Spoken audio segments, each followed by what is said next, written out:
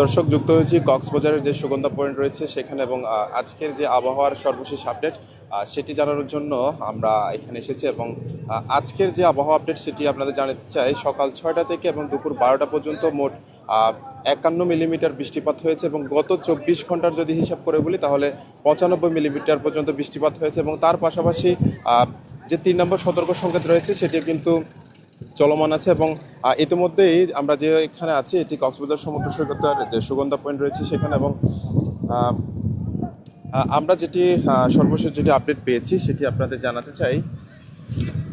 এই যে যেটি লঘুচাপ সৃষ্টি হয়েছিল সেই লঘুচাপের ফলপ্রসূতে কিন্তু দেখা যাচ্ছে কক্সবাজার শহর জুড়ে এবং পুরো বাংলাদেশে কিন্তু বেশিরভাগই এই যে নিম্নচাপে পরিণত হয়েছে লঘুচাপটি, এবং তার ফলপ্রসূতে আমরা দেখতে পাচ্ছি গত বৃহস্পতিবার হতেই কিন্তু এই বৃষ্টিপাতের কারণে কক্সবাজারের নানা জায়গায় দেখা দিয়েছে নানা নিম্নাঞ্চল যেগুলো রয়েছে সেগুলো প্লাবিত হয়েছে। এবং তার পাশাপাশি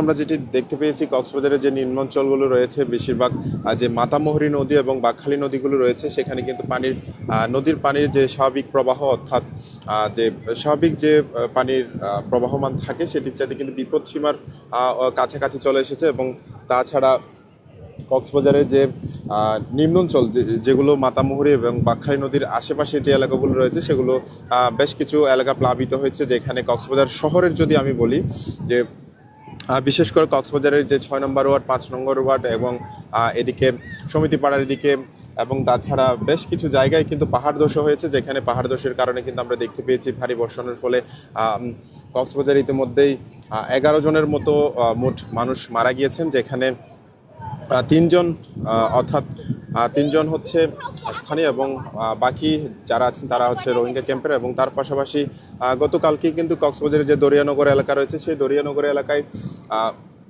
নাসিমা আক্তার লিমা নামে একজন নারী পাহাড় ধসে কিন্তু মৃত্যুবরণ করেছেন। এবং তিনি এবং তার স্বামী একই বাসাতে ছিলেন। এবং পরবর্তীতে যেটি হয় যে এক এই যে দরিয়ানগর যে এলাকা আছে সেখানে কিন্তু পাহাড় ধসের ঘটনাটি ঘটে। এবং সেখানে কিন্তু তার স্বামী জসিম উদ্দিন এবং তার স্ত্রী নাসিমা, তারা দুজনেই কিন্তু মাটিতে চাপা পড়েন। এবং পরবর্তীতে সেখান থেকে স্থানীয় মানুষরাও এসে কিন্তু তাদের উদ্ধার করেন। এবং পরবর্তীতে নাসিমা আক্তার নামে যে নারী ছিলেন তার মৃত্যু হয়। এবং পরবর্তীতে তার স্বামীকেও কিন্তু সংকটাপন্ন অবস্থায় উদ্ধার করে কক্সবাজার সদর হাসপাতালে নেওয়া হয়।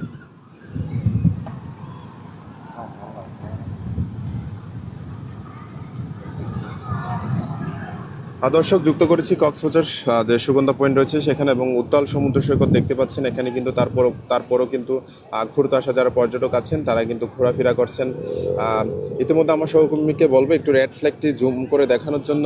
এই যে যেটি রেড ফ্ল্যাগ দেখতে পাচ্ছেন সেটি কিন্তু বিপজ্জনক এলাকা, এবং সেই বিপজ্জনক এলাকাতে দেখা যাচ্ছে মানুষ যারা আছেন তাদের সতর্ক করছেন সিসেফ লাইফগার্ড কর্মীরা। এবং ঠিক সিসেফ লাইফগার্ড কর্মীরা পাশে আছেন এবং তারা বিচক্ষণ অবস্থায় আছেন। তারা সব সময় কিন্তু দেখা যায় যে সুগন্ধা পয়েন্ট হতে শুরু করে লাবণী, কলাতলি পয়েন্ট, তারা এইসব জায়গায় কিন্তু তাদের যে দায়িত্ব, যে টুরিস্ট যারা আসেন এবং তার পাশাপাশি স্থানে যারা বাসিন্দা, এক কথায় যারাই গোসলে নামেন অর্থাৎ সমুদ্র স্নানে নামেন তাদের যাতে কোনো ধরনের বিপদে না পড়েন।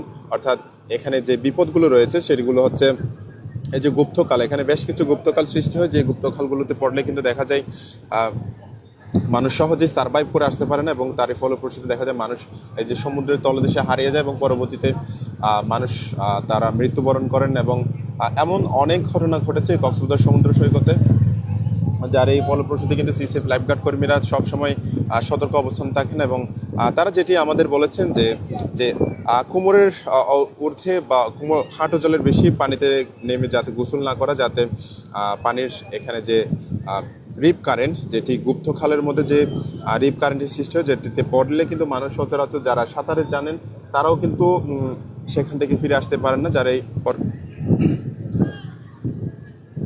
পরবর্তীতে দেখা যায় কিন্তু তারা মৃত্যুবরণ করেন। এবং তার পাশাপাশি আজকের যে সর্বশেষ আবহাওয়ার যেটি আপডেট সেটি আপনাদের আবারও জানাতে চাই।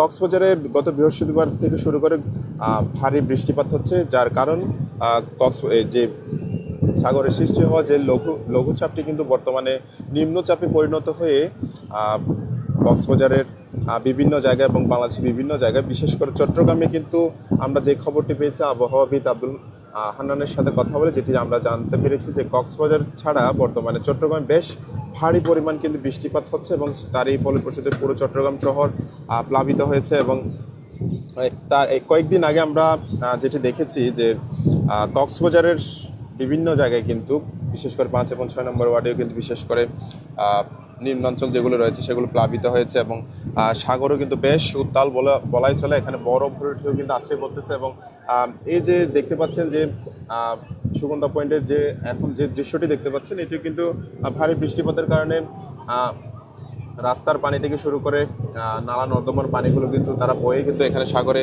পৌঁছেছেন এবং এক প্রকার একটি খালের মতো তৈরি হয়েছে। যে এই যে এমন খাল যেটি দেখতে পাচ্ছেন, ঠিক এমন এর সাথে গভীর খাল কিন্তু, যেগুলো গুপ্ত খাল বলা হয়, সেগুলো কিন্তু সাগরে অনেকবারই এই সাগরে কিন্তু দেখা যায় এরকম গুপ্তখাল। এবং এই টাইপের গুপ্তখালগুলোতে পরে কিন্তু যারা ঘুরতে আসেন, পর্যটকরা আসেন, তারা বিপদে পড়েন এবং পরবর্তীতে যেটি দেখা যায় বিপদে পড়ার পর অনেক দুর্ঘটনা হয়ে থাকে, অনেকে প্রাণ হারান, আবার অনেকে তাদেরকে উদ্ধার করে, যে সিসিএফ লাইফগার্ড কর্মীরা আছেন তারা উদ্ধার করে কিন্তু কক্সবাজার সদর হসপিটালে নিয়ে যান এবং চিকিৎসা দিয়ে থাকেন।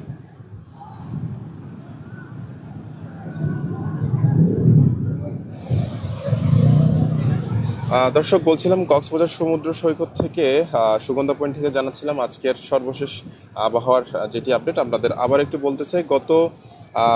আজকে সকাল 6টা থেকে দুপুর 12টা পর্যন্ত মোট 51 মিলিমিটার বৃষ্টিপাত হয়েছে এবং 24 ঘন্টার যদি কথা বলি তাহলে পুরো 24 ঘন্টায় 95 মিলিমিটার বৃষ্টিপাত হয়েছে এবং কক্সবাজারের বেশ কিছু জায়গায় ভারী বৃষ্টিপাত হচ্ছে এবং তারই ফলপ্রসূতে নিম্নাঞ্চল যেগুলো রয়েছে সেগুলো প্লাবিত হয়েছে। আর যে সতর্ক সংকেত যেটি রয়েছে, এখনও 3 নম্বর সতর্ক সংকেত রাখা হয়েছে এবং আবহাওয়া উন্নতি না হওয়া পর্যন্ত এই যে 3 নম্বর সতর্ক সংকেত অব্যাহত থাকবে বলে আমাদের জানিয়েছেন আবহাওয়াবিদ।